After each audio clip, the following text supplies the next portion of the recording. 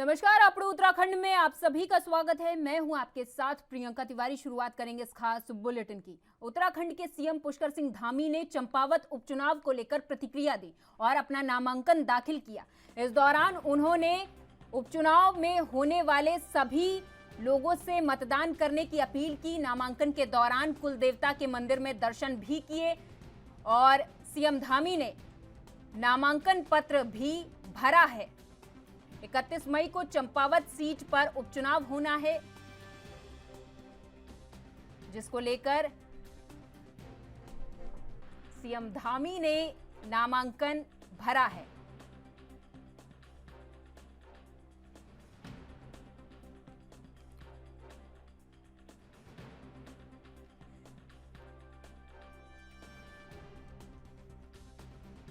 नामांकन से पहले कुलदेवता के मंदिर पहुंचे सीएम धामी और उसके बाद दर्शन पूजन भी किया। चंपावत सीट पर 31 मई को उपचुनाव होना है, जबकि उपचुनाव का परिणाम 3 जून को आएगा। नामांकन से पहले सीएम धामी ने अपने कुल देवता के मंदिर माथा टेका और फिर नामांकन के लिए घर से निकले। आपको बता दें, पुष्कर सिंह धामी खटीमा से चुनाव हार गए थे, जिसके बाद चंपावत सीट के विधायक ने सीएम धामी के लिए अपनी सीट से इस्तीफा दे दिया था, जिस पर अब सीएम धामी के सामने कांग्रेस की निर्मला गहतोड़ी चुनाव लड़ रही हैं।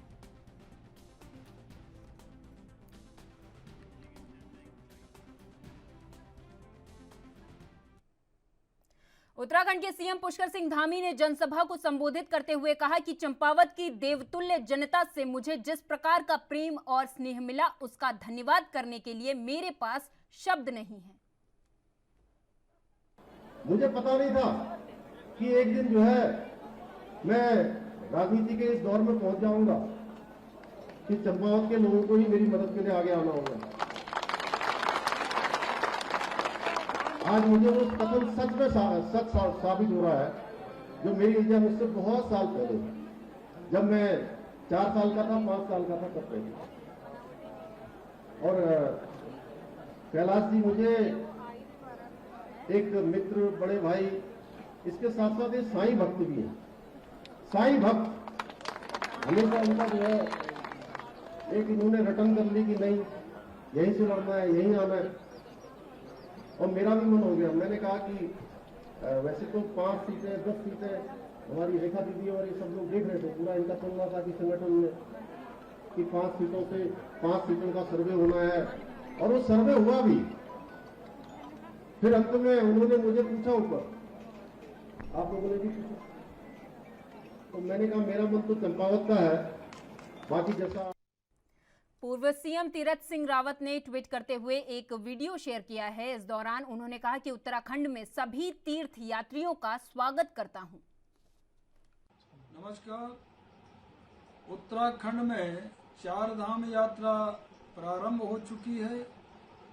आप सभी श्रद्धालुओं का मैं अपनी देवभूमि में स्वागत एवं अभिनंदन करता हूं।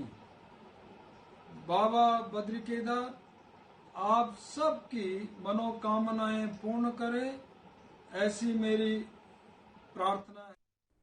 कांग्रेस कार्य समिति की बैठक में आज कई मुद्दों पर चर्चा की गई। बैठक में कांग्रेस की अंतरिम अध्यक्ष सोनिया गांधी ने कहा कि कोई जादू की छड़ी नहीं है, केवल निस्वार्थ कार्य, अनुशासन और लगातार सामूहिक उद्देश्य की भावना ही हमें प्रदर्शन करने में सक्षम बनाएगी। सोनिया गांधी ने मीडिया से बात करने के मसले पर भी सख्त संदेश दिया। सोनिया गांधी ने कहा कि पार्टी ने हम सभी के लिए अच्छा काम किया है, अब उस कर्ज को पूरी तरह से चुकाने का समय है। हमें निश्चित समय से आत्म आलोचना की आवश्यकता है, लेकिन ये इस तरह से नहीं किया जाना चाहिए कि आत्मविश्वास पर और मनोबल पर चोट पहुंचे और निराशा का माहौल व्याप्त हो। बता दें, इस मौके पर उत्तराखंड के पूर्व सीएम हरीश रावत भी मौजूद रहे। निश्चित तौर पर निकलेगा, इसीलिए हमने इस चिंतन शिविर का नाम नव संकल्प चिंतन शिविर रखा है। नया संकल्प वहाँ से निकलेगा। हम एक ऐसी सोच जिसके चारों तरफ हम सारी लोकतांत्रिक शक्ति को जोड़ सकें और आज की जो ब्रूट मेजोरिटी के साथ बैठी हुई केंद्र में और राज्यों में सरकारें हैं उनको पलट सकें। लेकिन सर क्या बातचीत हुई? मैडम ने कहा कि पार्टी ने बहुत कुछ दिया है सबको, अब नेताओं को देने की बारी है। ये एक सत्य है जो सबको समझना चाहिए, उनको हम सबको उसका आदर करना चाहिए। लेकिन ज्यादातर लीडर तो बगावत किए हुए हैं पार्टी के खिलाफ। नहीं, ऐसा नहीं है। उन्होंने देखिए, पार्टी के अंदर की विचार विमर्श को इनिशिएट करना, उसको बगावत कहना अन्याय है। एक सर महत्वपूर्ण सवाल है, सुप्रीम कोर्ट में मोदी सरकार ने पहली दफे 7.5-8 साल में राष्ट्रद्रोह कानून को लेकर कहा है कि सरकार इस पर पुनर्विचार करेगी। देखिए, वो कभी तो उस कानून को बैक करते हुए दिखाई दे रहे हैं और कभी स्टैंड बदल रहे हैं, इसलिए क्रिटिसिज्म, हेल्दी क्रिटिसिज्म और किसी अथॉरिटी, आखिर जो अथॉरिटी में है लोग, उन्हीं के खिलाफ तो लोग कुछ बातें करेंगे, उन्हीं की कमियों को तो उजागर करेंगे और जो कमी को उजागर कर रहा है, जो लोकतंत्र के लिए आवाज़ उठा रहा है, उसको आप देशद्रोही करार दे दीजिए। मुख्य सचिव डॉक्टर एस.एस. संधू की अध्यक्षता में सोमवार को सचिवालय में ई श्रम पोर्टल की अनुश्रवण समिति की बैठक आयोजित हुई। मुख्य सचिव ने अधिकारियों को ई श्रम के तहत वर्तमान असंगठित कामगारों के जिलेवार पंजीकरण के कार्य में तेजी लाए जाने के निर्देश दिए। उन्होंने कहा कि श्रम कार्ड बनाने के लिए मजदूरों को कॉमन सर्विस सेंटर आने से मजदूरी का नुकसान होता है। इस बात का ख्याल रखते हुए श्रमिकों को उनके कार्यस्थल के आसपास ही रजिस्ट्रेशन की सुविधा उपलब्ध कराए जाने के लिए कैंप आयोजित किए जाएं।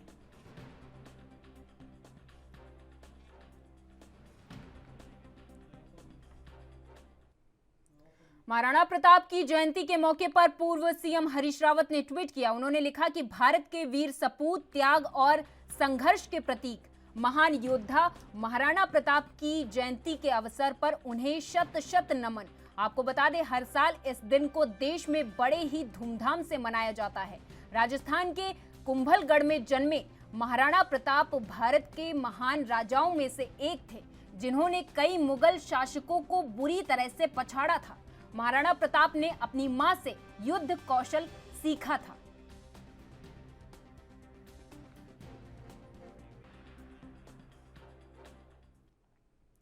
चंपावत उपचुनाव को लेकर सीएम पुष्कर सिंह धामी ने अपना नामांकन पत्र दाखिल किया, तो वहीं सीएम त्रिवेंद्र सिंह रावत ने सीएम धामी का फोटो ट्वीट किया। पूर्व सीएम त्रिवेंद्र सिंह रावत ने सीएम धामी का फोटो ट्वीट किया। उन्होंने लिखा कि हमारे यशस्वी मुख्यमंत्री ने अपना नामांकन दाखिल किया, उन्हें जीत की अग्रिम शुभकामनाएं।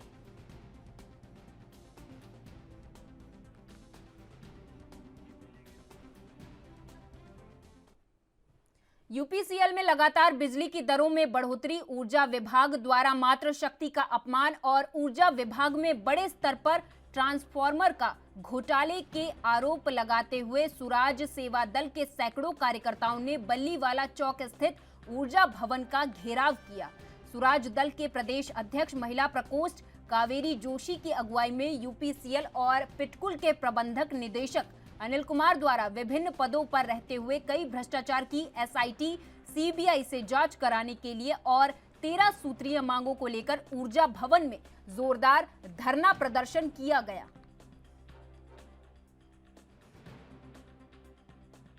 की रिपोर्ट द्वारा 100 करोड़, लगभग 100 करोड़ का घोटाला पकड़ में आ चुका है, जिसको हम कहते हैं कि लगभग 125 करोड़ का घोटाला है। उस घोटाले की जांच क्यों नहीं की जा रही है? कैग की रिपोर्ट आने के बावजूद भी क्या ये प्रदेश सरकार ने इनको इसलिए बैठा रखा है कि इस प्रदेश को लूट के ले जाएंगे एमडी साहब? या एमडी साहब इतने बाहुबली हैं, या उनके ऊपर ऐसे किसी नेता का हाथ है जो नेता उनको यहाँ से हिलने नहीं देता? हमारी मांगे हैं, वो आए, अपनी हमारी मांगों का उत्तर दें, और नहीं दे सकते तो आज जनता जनार्दन साहब ये देख रही है और पूरे प्रदेश में इसका ऐसा आंदोलन होगा। अभी चंपावत उपचुनाव चल रहा है। हम माननीय मुख्यमंत्री जी, हमारे बड़े भाई, हमारे प्यारे प्रिय बड़े भाई, हम चाहते हैं कि वो युवा मुख्यमंत्री हैं, ऊर्जावान हैं, वो अपने इलेक्शनों में हमारे इस एमडी साहब के कर्मों की सजा उनको ना मिले, हम उनकी विधानसभा पे ना जाएं। अगर मजबूरी होगी हम चंपावत विधानसभा में जाकर के भी ये प्रचार करेंगे कि एमडी साहब को इनने एक भ्रष्ट अधिकारी को ऐसे बैठा।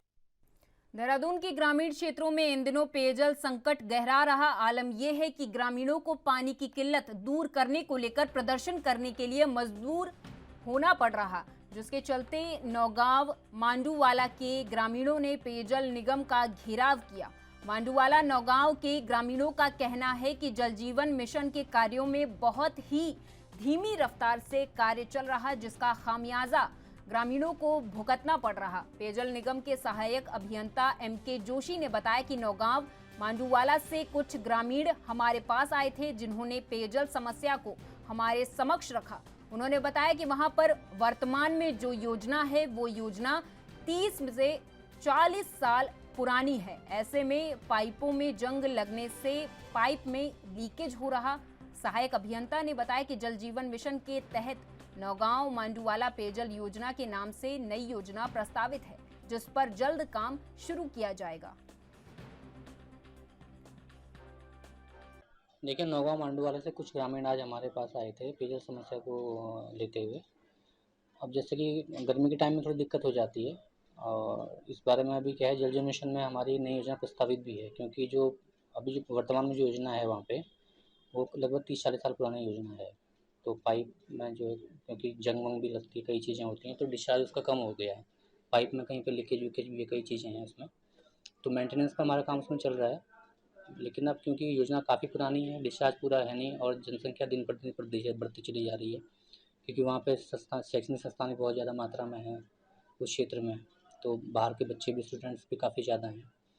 तो इस वजह से जो है लोगों ने अपने घरों में PG या हॉस्टल की व्यवस्था टाइप की भी कर रखी है। लोग अपना आजीविका भी चलाते हैं उस चीज़ से, ग्रामीण जो भी हैं, और बच्चों को भी सुविधा होती है, तो उस वजह से लोग वहाँ पे रेंट पे भी बहुत ज़्यादा लोग हैं। देहरादून में बीते दिनों कई जगहों पर हुई चैन स्नैचिंग घटनाओं को अंजाम देने वाले आरोपियों को उत्तराखंड और UP पुलिस ने ज्वाइंट ऑपरेशन कर गिरफ्तार किया। गिरफ्तार आरोपियों से 5 चेन पीली धातु और 1 पेंडल पीली धातु बरामद किया गया।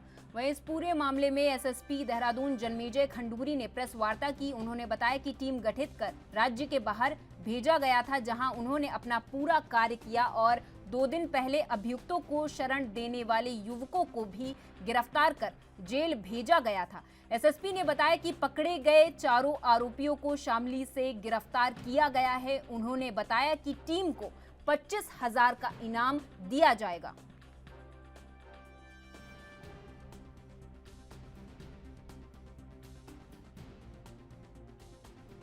पूछताछ के दौरान फिर हमको चेनें बरामद हुई है और एक पेंडेंट बरामद हुआ है, जो कि 100% हमारी रिकवरी हुई है।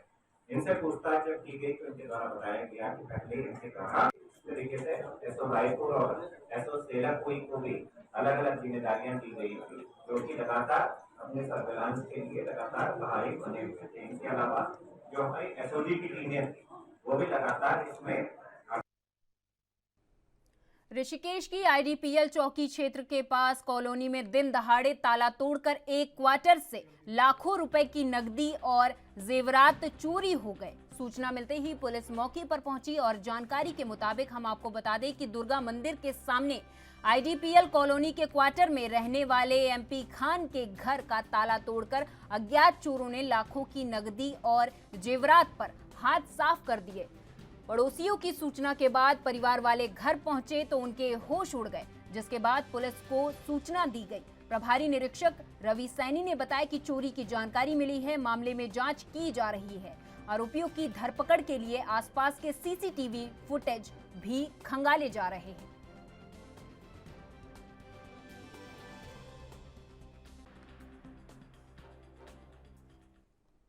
और यहाँ वक्त है एक छोटे से ब्रेक का, फौरन लौटेंगे कुछ और खबरों के साथ।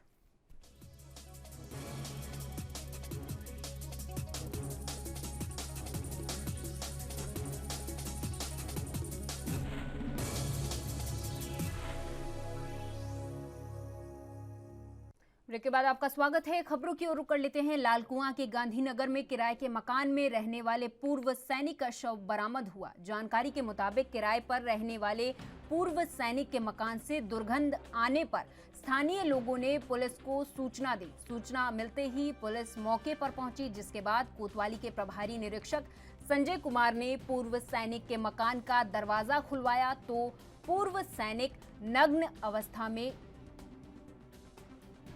शव के रूप में मिले। फिलहाल पुलिस ने शव को पोस्टमार्टम के लिए भेज दिया है।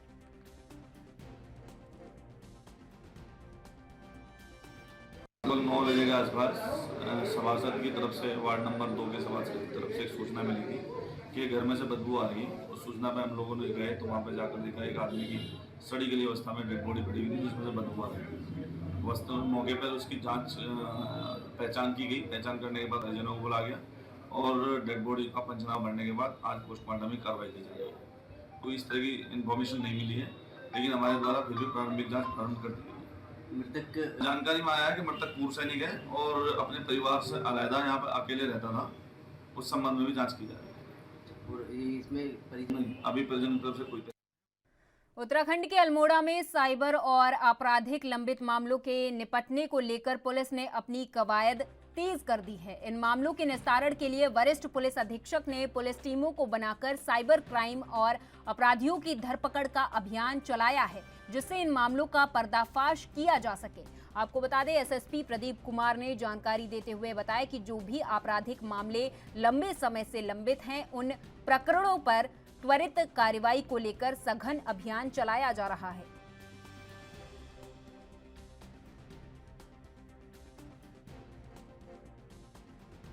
कुछ हमारे मामले लंबित हैं और जैसे कि हमारे पुलिस महानिदेशक महोदय का भी ये कहना है, उनका अभियान है कि जो भी मामले जो गत वर्षों से लंबित पड़े हुए हैं, विशेषकर साइबर फ्रॉड के मामले, साइबर क्राइम के मामले और अन्य फ्रॉड के या फिर जो अन्य पुराने जो मामले हैं, लंबित मामले हैं, उनको एक अभियान चला के निस्तारित किया जाए। उसमें हमारी टीम जो है बिल्कुल तैयार है और हमने कुछ जगहों पर टीम को भेज भी रखा है और टीम भेजी जानी भी है, तो उसमें जल्दी हमें कुछ सफलताएं मिलने वाली हैं। बाजपुर कोतवाली पुलिस ने दहेज हत्या के आरोप में मृतका के परिजनों की तहरीर पर पति और सास को गिरफ्तार किया है। आपको बता दें कि बीते माह ग्राम बरहैनी में विवाहिता नीतू ने अज्ञात कारणों के चलते फांसी लगाकर अपने जीवन लीला को समाप्त कर लिया था, जिसके बाद नीतू के परिजनों ने पुलिस को तहरीर देकर सास और पति पर दहेज हत्या का आरोप लगाया था, जिसके चलते पुलिस ने दोनों आरोपियों के खिलाफ मुकदमा दर्ज किया था। सीओ वंदना वर्मा ने बताया कि मृतका के परिजनों की तहरीर पर कार्रवाई अमल में लाई गई है।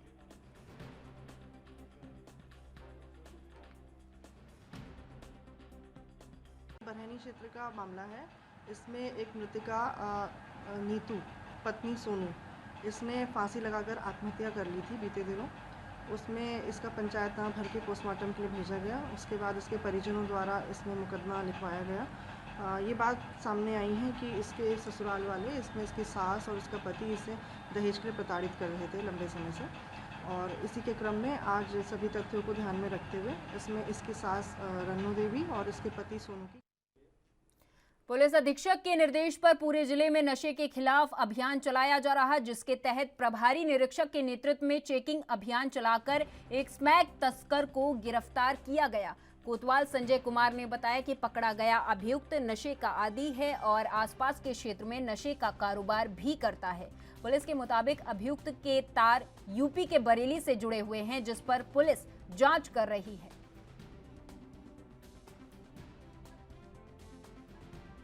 रात्रि हमारे हंदू छोड़ चौकी इंचार्ज चेकिंग कर रहे थे महाकाल महालक्ष्मी मंदिर के पास, तो लगभग रात 12 बजे के आसपास एक यूपी की तरफ से एक आती हुई रोडवेज उन्होंने इशारा किया, चेक करने के लिए रोका। जैसी गाड़ी रुकी उसमें से एक आदमी दौड़ के भागा, जिसके पीछे हमारी पुलिस टीम भागी। भागने के बाद उसको पकड़ा।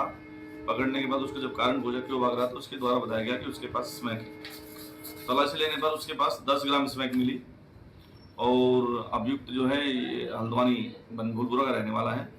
उसके द्वारा बताया गया कि वो स्मैक बरेली का कस्बा है, बहेड़ी, वहाँ से खरीद के लाता था तस्लीम नाम के आदमी से। उसको पकड़ के गिरफ्तार किया गया है और विधिवत कार्रवाई की जा रही है। मुकदमा पंजीकृत कर दिया गया है। हाँ, अब इसको मुकदमा पंजीकृत करने के उपरांत इसका पुराना इतिहास निकाला जा रहा है और इसके जो लिंक है जिनके माध्यम से ये बरेली या बहेड़ी से यहाँ पे खरीद कर।